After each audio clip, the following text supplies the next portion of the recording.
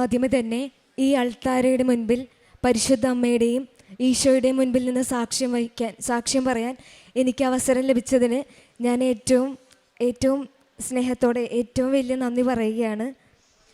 എൻ്റെ പേര് അനില മരിയ. ഞാൻ തൃശ്ശൂർ ജില്ലയിൽ മാളയ്ക്കടുത്ത് തെക്കൻ താണിശ്ശേരി ഇടവകയിൽ നിന്നാണ് വരുന്നത്. ഞാൻ ഇവിടേക്ക് വരാനുണ്ടായ കാരണം എന്ന് പറഞ്ഞാൽ എൻ്റെ അമ്മയാണ് ഉടമ്പടിയെ പറ്റി എന്നോട് പറഞ്ഞത്. ഞാൻ 2021-23 അധ്യയന വർഷത്തിൽ TTC DLED കോഴ്സ് ചെയ്തിരുന്നു. സെക്കൻഡ് സെമ്മ് കഴിഞ്ഞപ്പോൾ തുടങ്ങി ഞാൻ കേട്ടറ്റ് എക്സാമിന് വേണ്ടിയിട്ട് ട്രൈ ചെയ്തുകൊണ്ടിരിക്കുന്നുണ്ടായിരുന്നു. ഞാനങ്ങനെ 4 വട്ടം എക്സാം എഴുതി. 4ാം വട്ടം എക്സാം എഴുതിയപ്പോൾ അമ്മയുടെ ഉടമ്പടിയിൽ എൻ്റെ കാര്യം അമ്മ നിയോഗം വെച്ചിട്ടുണ്ടായിരുന്നു. അപ്പോൾ അങ്ങനെ അമ്മയുടെ കാശ് രൂപ എനിക്ക് തന്ന് അങ്ങനെ ഞാൻ പോയി എക്സാം എഴുതി. എനിക്ക് 89 മാർക്കേ ഉണ്ടായിരുന്നുള്ളൂ. ജനറൽ കാറ്റഗറിക്ക് 90 മാർക്ക് വേണം കേട്ടിട്ട് പാസ്സാവാനായിട്ട്. അങ്ങനെ ഞാൻ എക്സാം കഴിഞ്ഞ് എല്ലാ പ്രാവശ്യം എക്സാം കഴിഞ്ഞ് വരുമ്പോൾ ഞാൻ അന്ന് തന്നെ യൂട്യൂബിൽ ആൻസർ കീ വരുമോ ആൻസർ കീ നോക്കും. അന്ന് തന്നെ എനിക്ക് എൻ്റെ മാർക്ക് അറിയാൻ പറ്റും ഏകദേശം. അങ്ങനെ ഞാൻ മാർക്ക് നോക്കിയപ്പോൾ 89 മാർക്ക്. അപ്പോൾ അമ്മ എന്നോട് പറഞ്ഞു, 89 മാർക്ക് ഉണ്ടല്ലോ, 1 മാർക്ക് അത് മാതാവ് തരും, പേടിക്കണ്ട അങ്ങനെ പറഞ്ഞു. അങ്ങനെ ആ എക്സാമിൻ്റെ റിസൾട്ട് വന്നപ്പോൾ നോക്കിയപ്പോഴും എനിക്ക് കറക്റ്റ് 89 മാർക്കുള്ളൂ. ഞാൻ കേട്ടിട്ട് പാസ്സായിട്ടില്ല.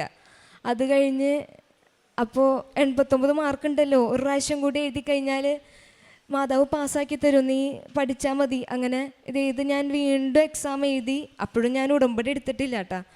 അങ്ങനെ ഞാൻ 5ാം വട്ടം എഴുതി. 5ാം വട്ടം എഴുതിയപ്പോൾ എനിക്ക് 78 മാർക്കുള്ളൂ. അപ്പം പിന്നെ ഞാൻ ഉറപ്പിച്ചു എൻ്റെ കഴിവുകൊണ്ട് ഞാൻ എന്തായാലും കേട്ടിട്ട് പാസ്സാവില്ല. അങ്ങനെയാണ് ഞാൻ ഇവിടെ വരണതും ഉടമ്പടി എടുക്കണതും. ഞാൻ 2025 ഏപ്രിൽ 4-ാം തീയതിയാണ് ആദ്യമായിട്ട് കൃപാസനത്തിൽ വന്ന് ഉടമ്പടി എടുക്കുന്നത്. അന്ന് ഞാൻ ഉടമ്പടി എടുത്തപ്പോൾ എൻ്റെ നിയോഗമായിട്ട് വെച്ചായിരുന്നു ഈ കേട്ടറ്റിൻ്റെ കാര്യം. അങ്ങനെ ഉടമ്പടി എടുത്ത് കഴിഞ്ഞിട്ട് പിന്നെ എഴുതാനുണ്ടായിരുന്നത് സെപ്റ്റംബർ മാസത്തിലാണ് ഈ കേട്ടറ്റ് എക്സാം നടന്നത്. ആ എക്സാമിന് പോയപ്പോൾ എക്സാമിൻ്റെ തൊട്ട് മുന്നത്തെ ആഴ്ച ഹോൾ ടിക്കറ്റ് വന്നപ്പോൾ ഞാനിവിടെ അച്ഛൻ്റെ അടുത്ത് വന്ന് ജോസഫ് അച്ഛൻ തലയിൽ കൈവച്ച് പ്രാർത്ഥിച്ച് കാശുരൂപം തന്ന് പ്രാർത്ഥിച്ച് വിട്ടു. അങ്ങനെ ഞാൻ എക്സാമിന് തൈലം വെച്ച് കുരിശ് വരച്ചിട്ടുണ്ടായിരുന്നു നെറ്റിയിൽ, വിശ്വാസപ്രമാണം ചൊല്ലി. എൻ്റെ പോക്കറ്റിൽ ഞാൻ ഉപ്പ് ഇട്ടിട്ടുണ്ടായിരുന്നു. ആ എക്സാം ഹോളിൽ ഞാൻ ആ ഉപ്പ് എൻ്റെ അടുത്ത് തന്നെ വിതറിയിട്ടുണ്ടായിരുന്നു, വിശ്വാസപ്രമാണം ചൊല്ലിയിട്ടുണ്ടായിരുന്നു.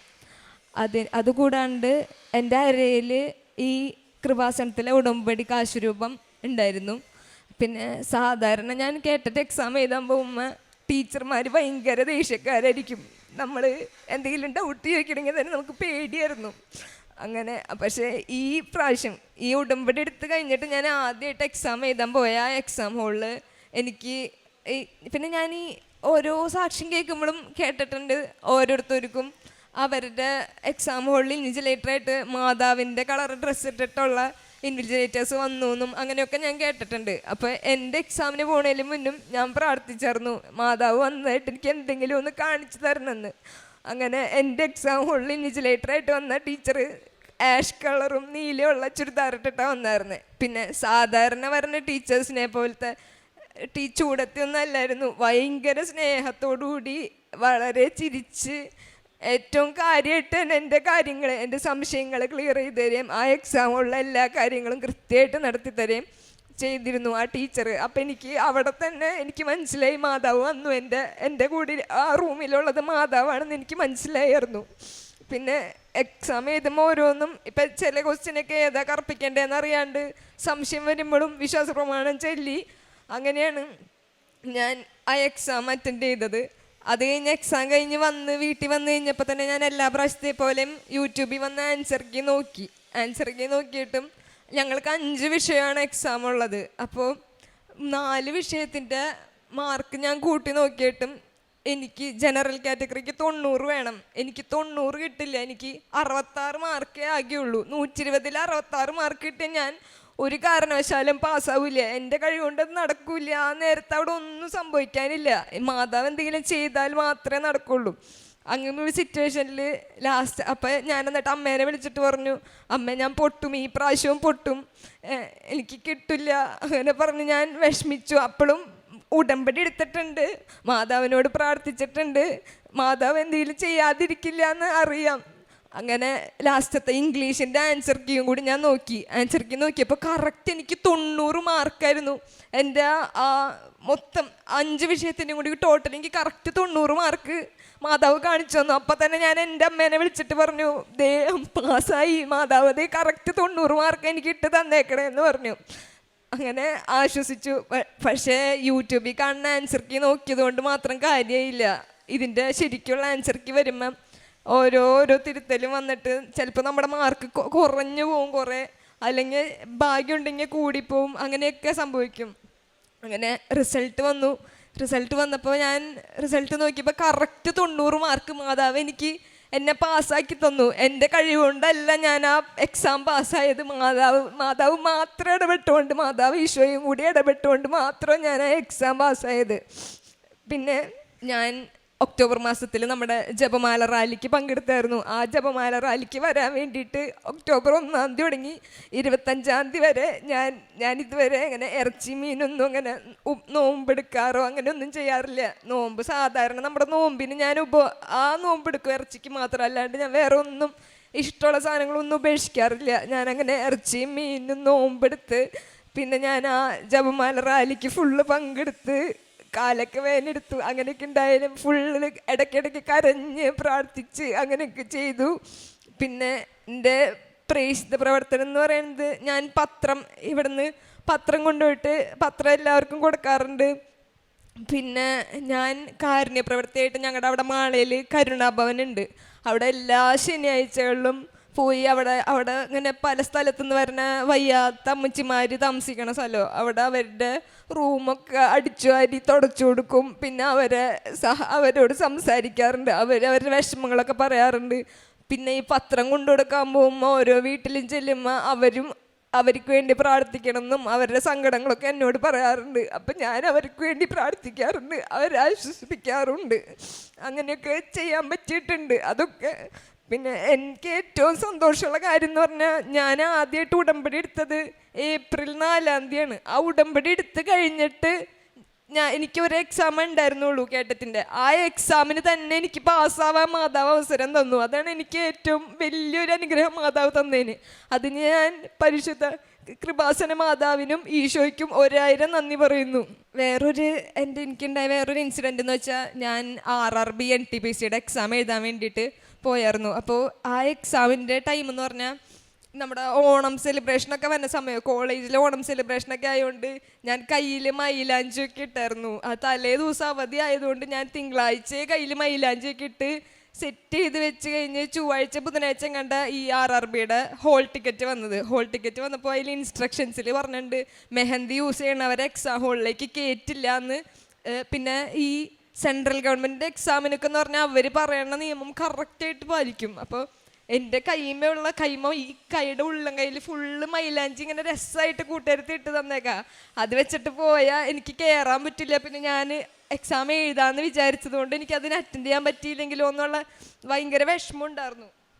അങ്ങനെ പക്ഷേ ഞാൻ പറയട്ടെ, അന്ന് എനിക്കറിയില്ല എന്താ സംഭവിച്ചതെന്ന്. ആ എക്സാം ഹാളിൽ വന്നിരുന്ന ആ ഇൻവിജിലേറ്ററായിട്ട് വന്ന സാറുമാരും അവരാരും, ആ പോലീസുകാർ എന്നെ ചെക്ക് ചെയ്തവരോ ആരും എന്നെ തടഞ്ഞില്ല. എനിക്ക് അതും എന്നെ മാതാവ് അവരുടെ അടുത്തൊന്നും വേറെ തടയലൊന്നും ഇല്ലാണ്ട്, വേറെ ബുദ്ധിമുട്ടുകളൊന്നും ഇല്ലാണ്ട് ആ എക്സാം എനിക്ക് അറ്റൻഡ് ചെയ്യാൻ സാധിച്ചു. ഇതുപോലെ വേറെ ചെറിയ ഇൻസിഡൻ്റ് എന്ന് പറഞ്ഞാൽ, ഞാൻ പല പ്രാവശ്യം എൻ്റെ തെറ്റും കൊണ്ടും പിന്നെ മറ്റു വണ്ടിക്കാരുടെ തെറ്റുകൾ കൊണ്ടും പല പ്രാവശ്യം വണ്ടി ഇടിക്കാനൊക്കെ പോയിട്ടുണ്ട്. പക്ഷേ ഒരു പോറൽ പോലും ഇല്ലാണ്ട് മാതാവ് എന്നെ പൊന്നുപോലെ കാത്തിട്ടുണ്ട്. ഇങ്ങനെയൊക്കെയാണ് എനിക്ക് മാതാവിൽ നിന്ന് ലഭിച്ച അനുഗ്രഹങ്ങൾ. ഇനി തുടർന്നും എൻ്റെ ജീവിതത്തിൽ ഇപ്പോൾ എനിക്ക് ജോലി കിട്ടാലും എന്തായാലും ഞാൻ ഈ മാതാവിനോടുള്ള ആ ഒരു കണക്ഷൻ ഞാൻ വിടില്ല, അത് ഉറപ്പാണ്. ജെറമിയ 31:16 കർത്താവ് അരുളി ചെയ്യുന്നു, കരച്ചിൽ നിർത്തി കണ്ണീർ തുടയ്ക്കൂ, നിൻ്റെ യാതനകൾക്ക് പ്രതിഫലം ലഭിക്കും. കർത്താവ് അരുളി ചെയ്യുന്നു, നിൻ്റെ ഭാവി പ്രത്യാശാഭരിതമാണ്.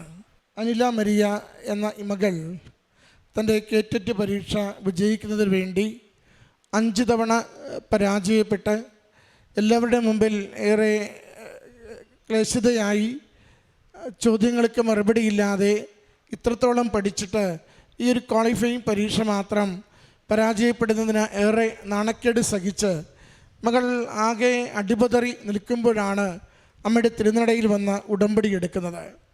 കേറ്ററ്റ് പരീക്ഷ എഴുതുന്ന സഹോദരങ്ങൾക്കറിയാം, അത് ഏതാണ്ട് ജോലിയിലാണെങ്കിൽ അവരുടെ ജോലി നഷ്ടപ്പെടുന്നത് പോലെ നിയമങ്ങൾ മാറിക്കൊണ്ടിരിക്കുന്നു.